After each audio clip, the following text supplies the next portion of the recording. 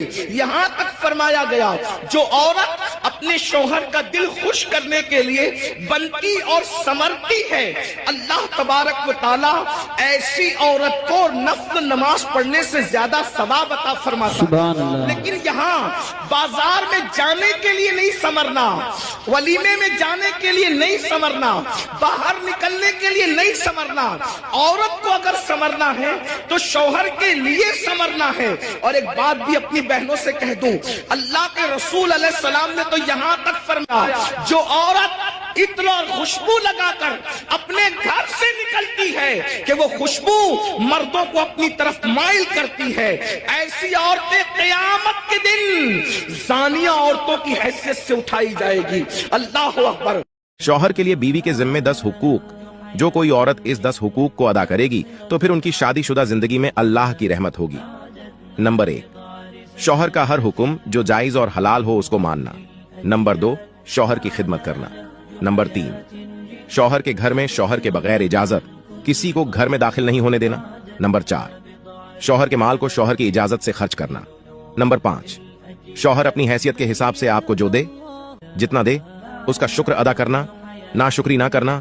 Number 6، شوہر کی گفتگو میں خاموش رہنا، شوہر سے زبان درازی نہ کرنا۔ نمبر 7، شوہر کے دوستوں کے ساتھ اپنا تعارف نہ کرانا۔ نمبر 8، شوہر کے بغیر اجازت کوئی نوافل روزہ رکھنا۔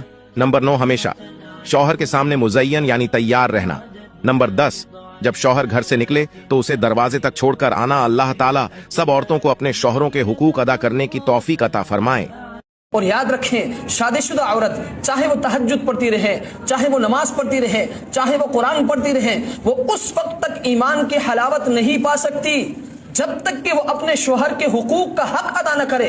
اور شوہر کے حقوق میں سے بنیادی چیزیں وہ 3 ہیں۔ نمبر 1، اس کا لباس بن جائے، اس کی کمیوں کو نہ اچھالے، اس کی کوتاہیوں کو نہ اچھالے، رشتہ داروں کے سامنے اسے پریشان نہ کرے، رشتہ داروں کے سامنے اسے ذلیل نہ کرے۔ اور نمبر 2، ناشکری نہ کرے۔ اکثر عورتیں وہ ناشکری کرتی ہے، اس لیے عورتوں کو چاہیے کہ وہ ناشکری نہ کرے۔ شوہر جتنا لائے، جیسے لائے اور جہاں سے لائے، آپ نے اللہ کا شکر ادا کرنا ہے، آپ نے ناشکری نہیں کرنی ہے۔ اور نمبر 3، اپنے خاوند کے سامنے بد زبانی نہ کرے، اپنے خاوند کے سامنے زبان نہ چلائے۔ غرض یہ ہے کہ جو عورت اپنے شوہر کے سامنے بد زبانی کرتی ہے، اپنے شوہر کے سامنے زبان چلاتی ہے، اپنے شوہر کی نافرمانی کرتی ہے، اپنے شوہر کی ناشکری کرتی ہے اور اپنے شوہر